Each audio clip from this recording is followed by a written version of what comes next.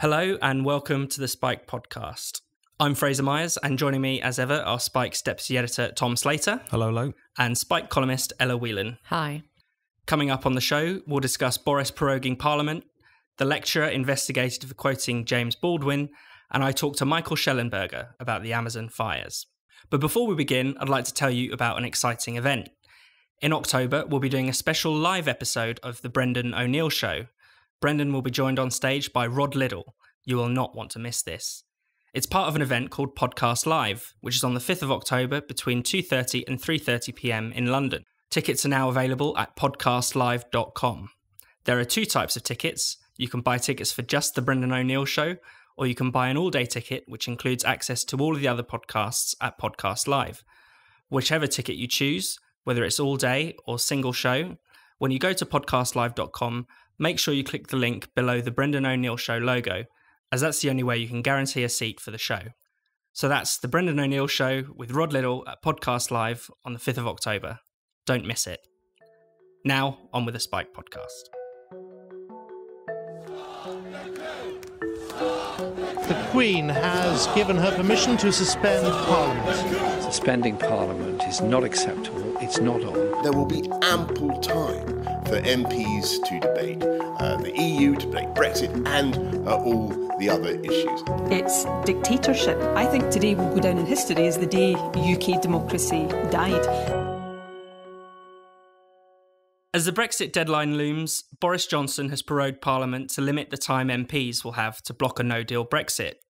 Remainer MPs have blasted the move as undemocratic and a constitutional outrage.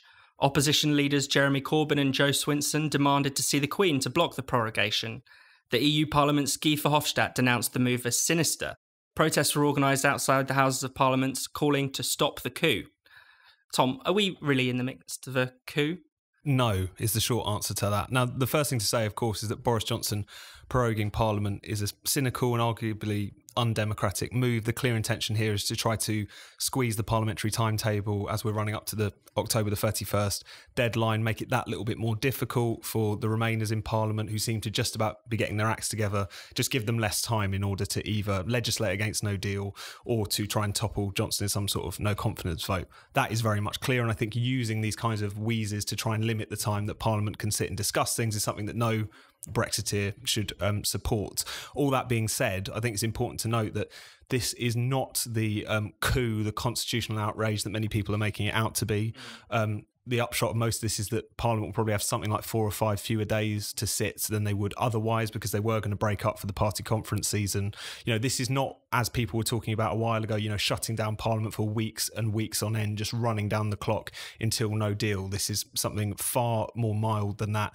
And I think the kind of over-the-top catastrophism, the talk of tin pot dictatorships and all the rest of it is very much overdone. And frankly, whilst Spike has criticised and will continue to criticise Johnson for this particularly cynical move, I think it's fair to say that it's flushed out the deeply anti-democratic, cynical and hypocritical nature of the other side. You know, yesterday we had all of these Remainer MPs and commentators talking in the language of democracy. You know, you had Jo Swinson saying he was stealing the people's voice. This is a woman who very recently said that even if there was a second referendum and she lost it, she wouldn't accept the outcome of that either.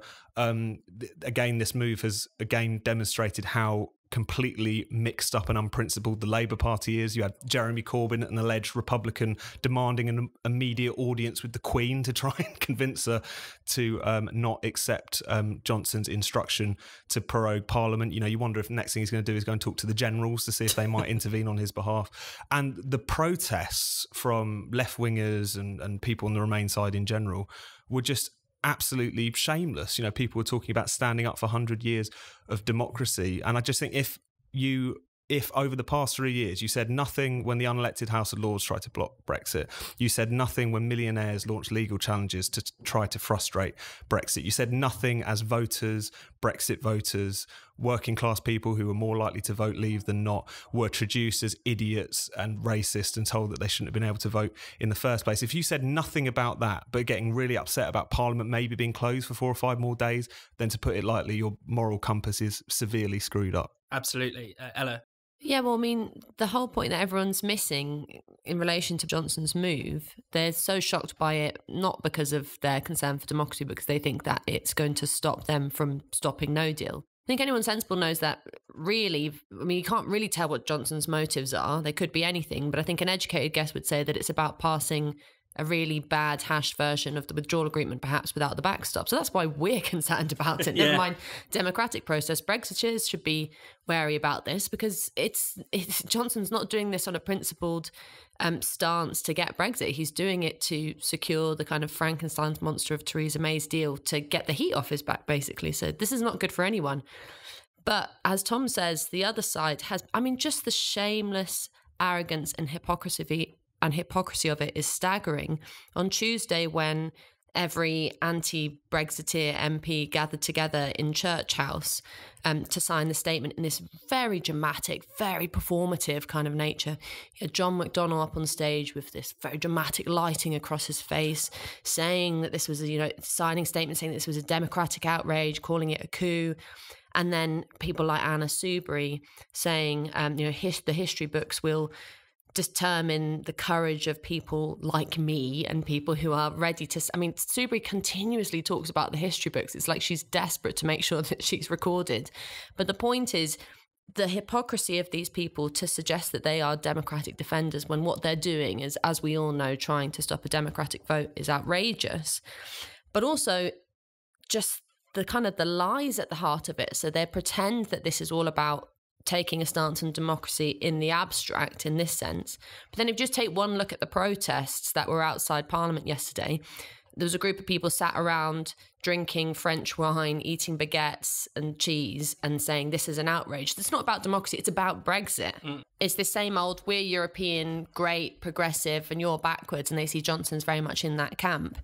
So it's kind of a plague on both your houses situation where you don't want to back Johnson because what he's doing is cynical and is not in the best interests of Brexiteers or Democrats. On the other hand, you just really want to lay into this side who's pretending to be democratic, but in fact is just showing the depths of depravity of British politics at the moment, where you just have barefaced liars trying to claim like they've got the moral high ground. Well, yeah, exactly. And if anyone is going to be labelled a coup plotter, it surely has to be their side. I mean, we think about not just the Church House declaration this week, but also the talk of installing governments of national unities, all-women cabinets to overthrow Brexit. This week, the former head of the civil service, Lord Kirkslade, called on civil servants to consider serving, in quote marks, the country instead of the government. And, all this talk of the national interest and serving the country, of course, means serving the interests of the elites by blocking Brexit and remaining in the European Union. But then there is also, I suppose, there is this escalation of political language. And you just think sometimes the use of language is so out of control with dictatorships and fascism and hard right. No, it's ridiculous. And it's really interesting as well how people aren't really recognising their own kind of cognitive dissonance on this issue. I think two things really sum that up for me. One of which was some of the placards which had been printed up and handed out at the protest yesterday. So something to the effect of "Save democracy, stop Brexit," which is an interesting idea. And also the changing attitudes towards the Queen over the day, which was really interesting. Because at first you had this, you had everyone demanding an immediate audience with her, Jeremy Corbyn, Joe Swinson, etc., hoping that she would do something which, people talk about Boris Johnson effectively pulling the Queen into politics by asking her to prorogue Parliament. But the idea that rip up, centuries of precedent whereby she would effectively refuse the instruction of a democratically elected that she would refuse the instruction of her Prime Minister is absolutely ridiculous. Then later on in the day, abolish the monarchy starts trending. So there's this kind of really, this democracy is not what they're interested in. Stopping Brexit is really what they're interested in. And I think, again, political language is an important point, because when these people use the word democracy, they're using a very specific definition of it, particularly if it's MPs. What they mean is the power that our system gives them if they want to take this liberty to frustrate what even their own voters might have voted for. That's what they mean by democracy. democracy. And, even if, we could get into the whole discussion of, as we have many times on this podcast, about what is the role of MPs in relation to Brexit. Is it, the Paynites versus the Burkeans and all the rest of it? I think all of that's largely irrelevant, given most of these people voted to have the referendum in the first place.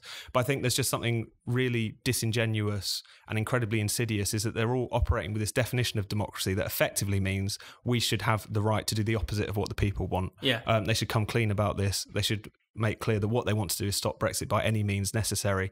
And I think anyone, no matter how they voted, should give these people no leeway to make these kinds of arguments, because I don't think they're even convincing the people who are making them. Well, I think what it highlights is that basically every institution is praised or rejected basically on the basis of whether it serves their interests or not. So, not only have we, as you said, the monarchy was useful in the morning when it could be used to block Brexit, terrible in the afternoon when it's used to prorogue Parliament.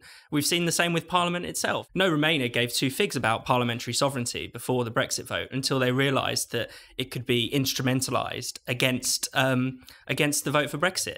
We've seen the way the courts have been brought into blocking Brexit. We've seen the way the Constitution, the idea of the Constitution, is wielded to say that everything that leads towards Brexit is unconstitutional. But then Remainers are prepared to rip up the Constitution and the parliamentary rule book to block Brexit. So everything is entirely hypocritical. The view of every institution and move depends on whether it's in the service of blocking Brexit or not. Exactly. They say, well, we'll do backroom deals and we'll plot to stop it. But then when the backroom deals happen on the other side, they get upset.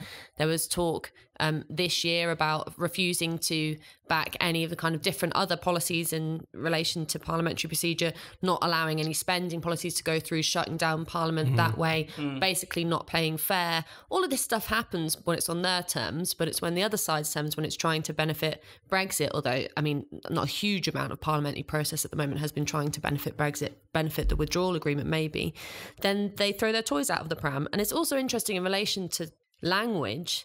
I've been just fascinated by this phrase, the People's Parliament, that's being used. It's like, well, this is the Church House Declaration. Yeah, the absurdity. Just even on their terms, the absurdity of using that phrase when what you're doing is so obviously against the people. It's just maths in terms of being against a majority. You cannot use the phrase People's Parliament. But I think the thing that we have to recognise moving forward with how to get out of this is to recognise the quite frightening arrogance that's happening at the moment, because really I think that anti-Brexit parliamentarians feel really emboldened. And that's the worst thing about Johnson's move, is what you wrote in your column this week, Tom. They now have something to rail against, when as before, actually, I think the more that time had gone on and the more that Brexit was being delayed, the more people being frustrated, their position of either revoking or a second referendum was getting less likely. Now everything is up for grabs, and potentially that's exciting because what we need is change. On the other hand, the arrogance of these anti-Brexit MPs shows that they really are going to stop at nothing to thwart democracy, and that's not something to be taken lightly. I completely agree with that point, and I think that's one of the things that is so irritating, as you say, about Boris Johnson making this move, because it does hand them the moral high ground. But also at the same time, I think, going back to a point that Ella made at the beginning, Brexiteers who are celebrating this proroguing move need to be very, very careful about what it is that they're supporting here. There's been this assumption that what Boris Johnson is really trying to do is to deliver a clean Brexit, to deliver a no deal in some sort of way. There's very little indication that at the very least is not his best case scenario. He's still talking about renegotiating the withdrawal agreement. Number 10 confirmed this week that they are only seeking changes to the backstop, which, as we've said many times on this podcast and on Spiked, is only the start of what's wrong with the withdrawal agreement. And it's also quite clear from the letter that Boris Johnson sent that his plan here is to squeeze parliamentary time to try and get some sort of renegotiation sealed at the EU Council on the 17th and 18th of October, and then to effectively do what Theresa May always failed to do, which was try to bounce MPs into backing the withdrawal agreement. So to Brexiteers celebrating proroguing this week, I think they should watch themselves, because they might in effect give away their right to complain tomorrow, when these kind of very cynical, very undemocratic moves might actually be put to the end of thwarting Brexit, but from within Boris's camp rather than from without.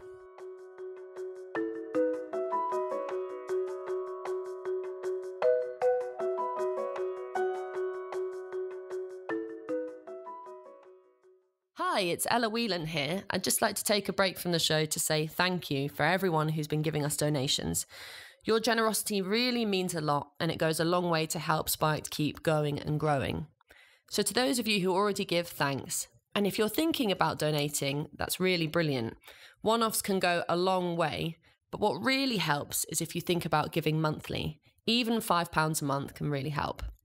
It's really easy to do. You just head to spiked-online.com, click on the big red donate button and fill in your details. So thanks again, and now let's get back to the show.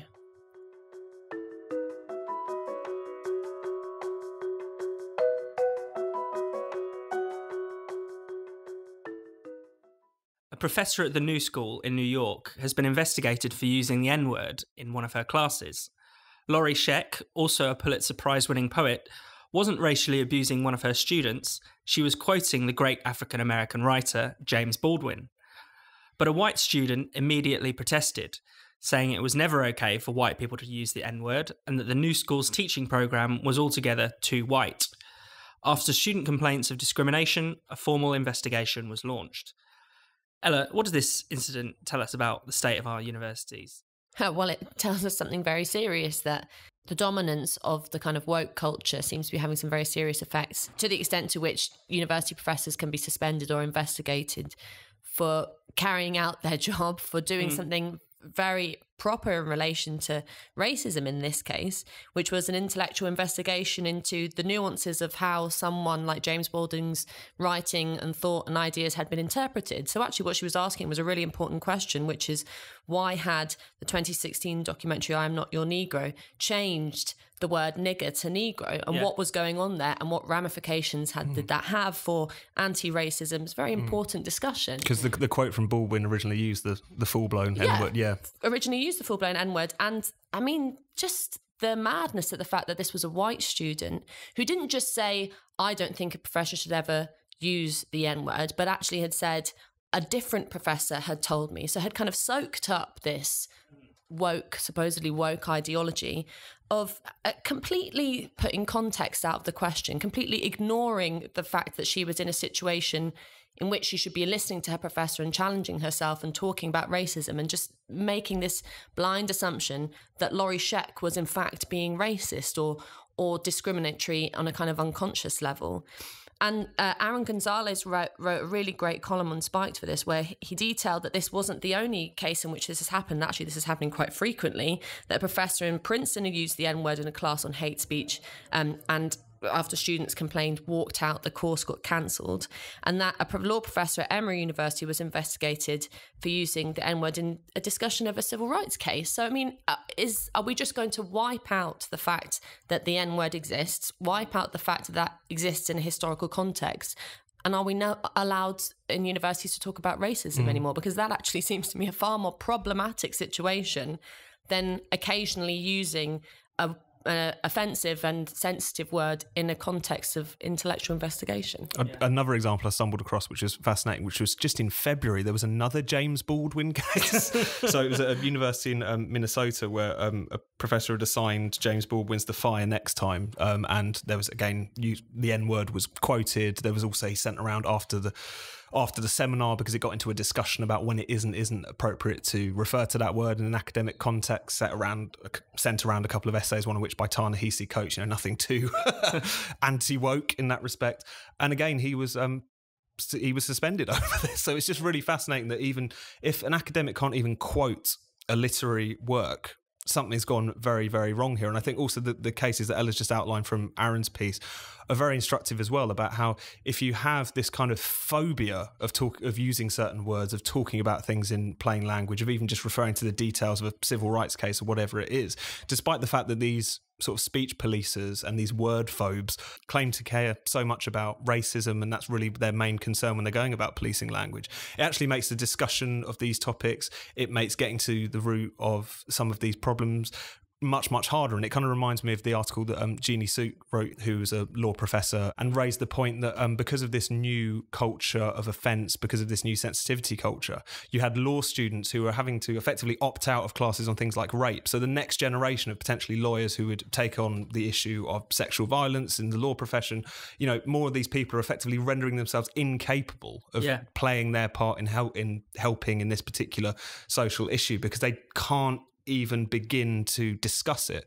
This case, kind of in tandem with some of the other ones that Aaron brought up, just again brings that point back through to the fore, it feels like. Yeah, I think that's right. There are these are competing demands actually that students are making, because on the one hand, the curriculum is too white, too Eurocentric.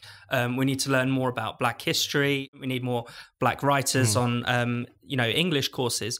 But at the same time, if you actually encounter any historical Black writing that actually details racism and talks about real racism, then you're going to hear the N-word, and you're going to hear things that you find offensive. So it's almost an impossible demand for professors to be able to teach this stuff. It was particularly fascinating as well, the fact that not only was it a white student in this case who complained about this stuff, but during a discussion about James Baldwin, a very acclaimed African-American writer, goes on this tangent about how the curriculum at the new school is too white. And you just think, again, it's this kind of ridiculous situation where you spend so much time talking about what it is and isn't appropriate to say that you don't actually get to the meat of talking about what these people claim to actually be interested in. And I think, what's kind of worrying is that what people clearly want to hear more about Black history, but they want a kind of sanitized version. And it was really interesting that, while it's great that the case against Laurie Sheck was dropped after the intervention of FIRE, the Foundation for Individual Rights and Education, a free speech lobby group. But she basically had no internal help along the way. Her faculty union, who you'd expect to stand up for her, said that, well, what she really needed to do was modify her teaching and, be more conciliatory, add trigger warnings, perhaps even change the curriculum so as to avoid causing offence. We can't even go into discussions about race and racism. We're blocked off before we can even begin talking about it. Exactly, and that's why I think it's really important that the student who reported this and who caused all the fuss was white. I mean, I think it would still have been wrong if the student was Black and had an issue with this, because it would still be a case of free expression and being able to think openly. But the fact that they were white and had a problem with this, it's exactly what you said, Fraser, about wanting to sanitize things. I mean, why are you offended as a white person by the N-word? If it makes you feel uncomfortable, perhaps there's a reason for that. And the desire to sort of sanitize and neutralize something like a class on James Baldwin from a white perspective, I mean, doesn't that ring alarm bells? From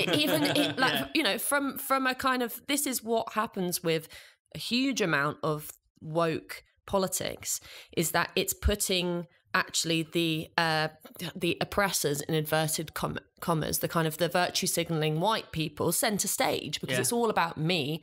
I'm putting myself up as a kind of whipping myself by complaining, by saying that I'm such a terrible white person and that the curriculum's too white, and it's all about you. It's all about white person. And I kind of wonder what some of the Black students in that class might have thought about that kind of quite disgusting display of virtue signaling and attention seeking. So at the heart of this, there's also something really quite dark going on, which is the ownership of these kind of discussions and the ownership of this politics by white students who were so desperate to be woke that they're essentially shutting off discussion about important issues for both Black and white students.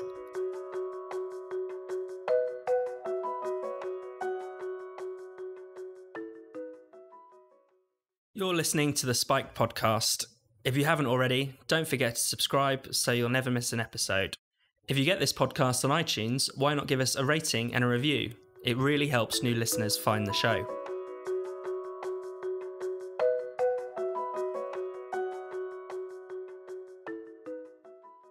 The fires in the Amazon rainforest have caused international outrage over the past few weeks. Politicians, celebrities, and the media have warned of an impending apocalypse. They say we're seeing record fires and record deforestation. They say the Amazon is the lungs of the world, that it provides vital oxygen for us to breathe. Our house is on fire, said President Macron at the G7 summit in Biarritz. Only none of this is true. I spoke to environmental writer and founder of Environmental Progress, Michael Schellenberger, to find out more.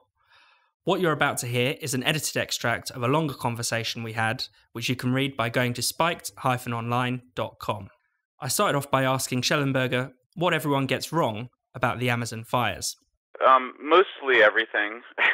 I mean, I think the first thing people should understand is that there's been a huge decline in deforestation since its peak in the early 2000s. So the context is we're still, 75 or 80% less than the peak.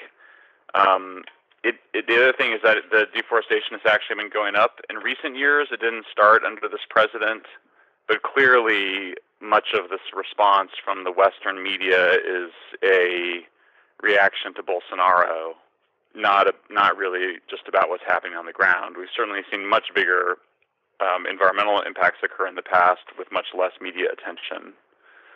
And then the other big issue is just that the Amazon is not the lungs of the world. It doesn't produce 20% of our oxygen. We don't need it for oxygen.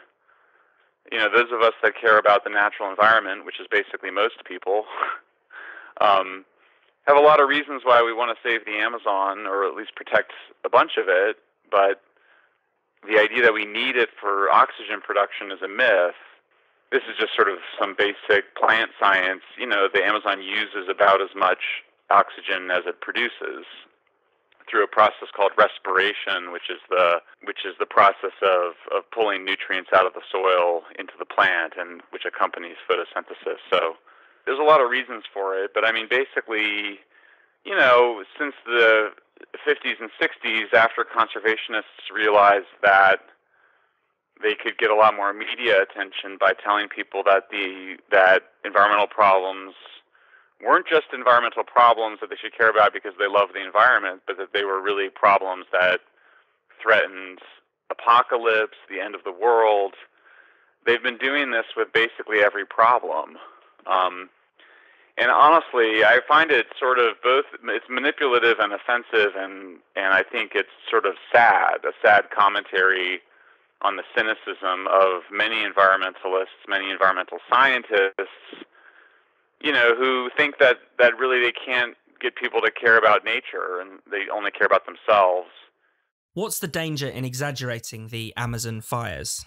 Well, the big one is happening right now, which is that the president, for public relations needs, felt the need to send the military in.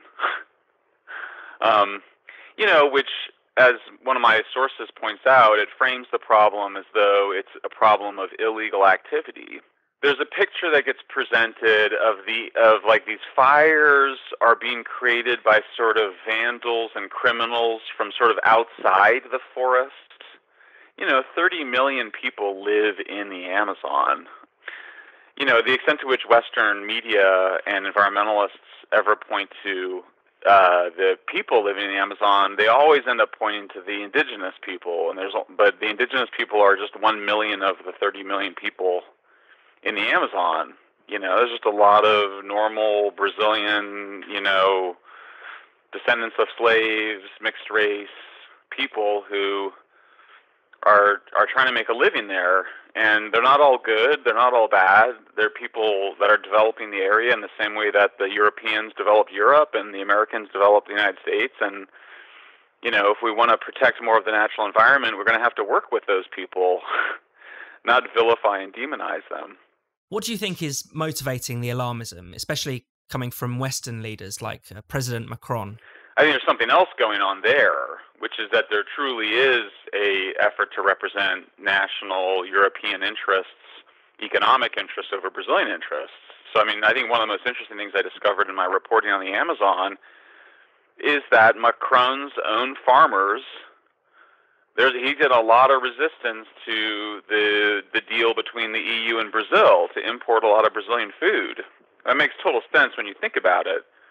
So, you know, Macron sort of seems like he's doing something that might allow him to not engage in this free trade deal with Brazil. And maybe he should. I mean, I'm not some, like, rah-rah, everything has to be free trade. You know, I think free trade has been great for, you know, I think trade has been great for Brazil in many ways. It's obviously had some negative consequences, but I do think, you know, I think it's the stuff that you guys are so good about. It's the moralizing in service of an immoral agenda, or I should say, the moralizing in service of a self-interested agenda. You know, because I think what's unethical about moralizing is the ways in which it's a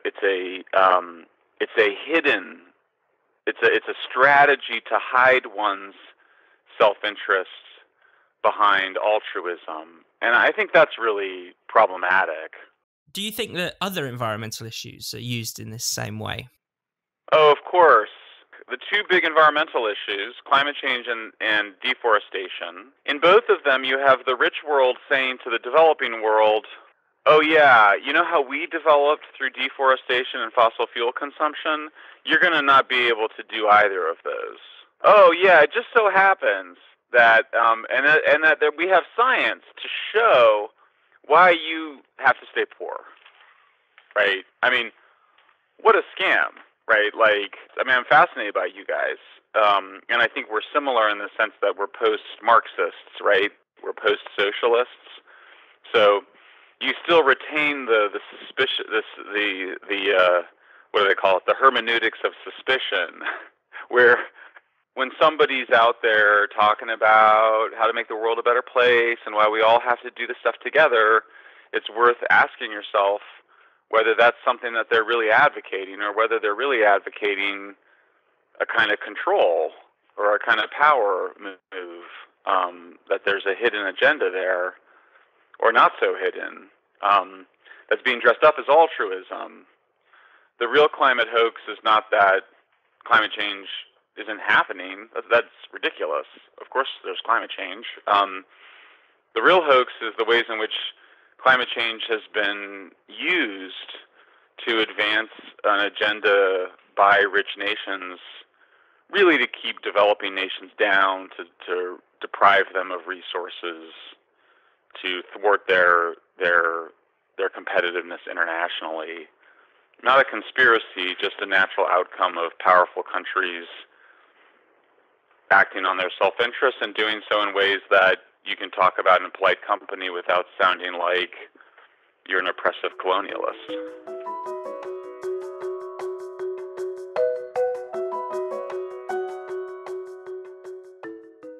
Thank you for listening to the Spike podcast. We'll be back next week. And in the meantime, for more great Spike content or to make a donation, just visit spiked-online.com.